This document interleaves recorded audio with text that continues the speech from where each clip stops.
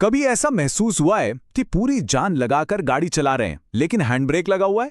मेहनत तो बहुत हो रही है पर आर्थिक रूप से गाड़ी आगे नहीं बढ़ रही। आज हम उसी अदृश्य हैंड ब्रेक की बात करने वाले हैं, उसे हटाने की और अपनी असली आर्थिक क्षमता को उजागर करने की।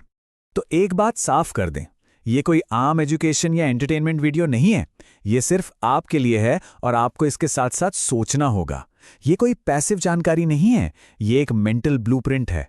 हम जिन कॉन्सेप्ट्स पर बात करेंगे वो सीधे तौर पर आर्थिक सफलता से जुड़े हैं। तो चलिए शुरू करते हैं। जरा सोचिए इस सवाल के बारे में। ज्यादातर लोगों के लिए इसका जवाब शायद नहीं होगा। हमें लगता है कि ज्यादा मेहनत मतलब ज्यादा पैसा। लेकिन अगर ये सच होता तो हर मेहनती इंसान आज अमीर होता। तो फिर असली रुकावट कहाँ है? ये कोशिश में नहीं, बल्कि हमारे दिमाग के अंदर की उस कहानी में है जो हम खुद को पैसे के बारे में सुनाते हैं। तो वो कौन सी अदृश्य बाधा है जो हमें पीछे खींच रही है? चलिए इस पहले सेक्शन में इसका पता लगाते हैं। ये इस पूरी चर्चा की सबसे जरूरी लाइन है। हमारी जो फाइनेंशियल रियलिटी है ना, वो हमारी मेहनत का सीधा नतीजा नहीं है। वो हमारे दिमाग में चल रही कहानी का एक आईना है। बैंक अकाउंट तो बस एक लैगिंग इंडिकेटर है, मतलब वो बस अतीत का हिसाब दिखा रहा है। अब अगली स्लाइड पर चलते हैं, देखते हैं कि ये दिमागी कहानी इतनी शक्तिशाली क्यों है। ये कोई फिलॉसफी नहीं, ये सीधी साधी न्यूरोसाइंस है। अपने दिमाग के एक हिस्से, जिसे रेटिकुलर एक्टिवेटिंग सिस्टम या आरएएस कहते हैं, उसे एक एक्सक्लूसिव क्लब के बाहर खड़े बाउंसर की तरह समझिए। ये अरबों जानकारियों में से सिर्फ उसे ही अंदर आने देता है जो गेस्ट लिस्ट में है। और वो लिस्ट कौन बनाता है? हमारे विश्वास, हमारी मान्यताएं। अब इस नए ग्राफिक को देखिए।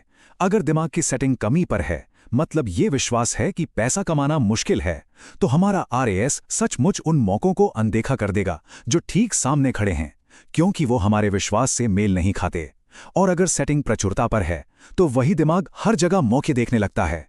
ये नंबर देखिए, ये चौंकाने वाला है। हार्वर्ड और प्रिंसटन की एक स्टडी में पाया गया कि कमी की मानसिकता, यानी पैसों की तंगी वाली सोच, हमारे इफेक्टिव आईक्यू को 13 पॉइंट्स तक गिरा देती है। ये उतना ही है जितना पूरी रात न सोने से होता है। इसका मतलब बिल्कुल साफ है। जब कोई पैसों की कमी के बारे में लगातार चिंता करता है, तो वो आर्थिक रूप से कम स्मार्ट हो जाता है। उसका पूरा ध्यान भविष्य बनाने पर नहीं, बल्कि सिर्फ आज किसी तरह बचाने पर होता है। सारे फैसले डर से लिए जाते हैं। अगले पेज पर चलते हैं। ये समझना बहुत जरूरी है कि ये दोनों मानसिकताएं अर्थव्यवस्था को देखती कैसे हैं। इसमें जमीन आसमान का फर्क है। ये पिज्जा का उदाहरण एकदम सटीक बैठता है। कमी वाली सोच मानती है कि दुनिया में पैसा लिमिटेड है, एक ही पिज्जा है, और अगर किसी और ने एक स्लाइस ले लिया तो इसका मतलब है कि हमारे लिए कम बचा। किसी और की जीत हमारी हार है। और यहीं पे बुनियादी अंतर है। जैसा कि स्लाइड पर दिख रहा है, प्रचुरता की मानसिकता समझती है कि धन किसी से छीना नहीं जाता, बल्कि बनाया जाता है।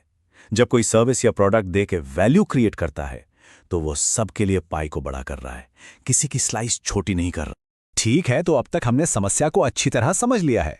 अब समाधान की ओर बढ़ते हैं। अपने दिमाग की इस वायरिंग को बदलने का समय आ गया है। यहाँ 3 बहुत ही ठोस कदम हैं। एक एक्शन प्लान, जिससे दिमाग की अंदरूनी कहानी को बदलना शुरू किया जा सकता है। ये कोई जादू नहीं, बल्कि दिमाग को ट्रेन करने की एक प्रैक्टिकल प्रक्रिया है। पहला कदम यहाँ स्क्रीन पर है। देखिए, हम जो देखते हैं, जो सुनते हैं, वही हमारे आरएएस को प्रोग्राम करता है। अगर हर समय सिर्फ आर्थिक मंदी की खबरें ही देखी जाएंगी, तो दिमाग को हर तरफ मंदी ही दिखेगी। अपने दिमाग को अवसरों के, सफलता के सबूत दिखाइए। अब ये दूसरा कदम देखिए। ये सुनने में उल्टा लग सकता है, लेकिन मनोवैज्ञानिक रूप से ये बहुत शक्तिशाली है।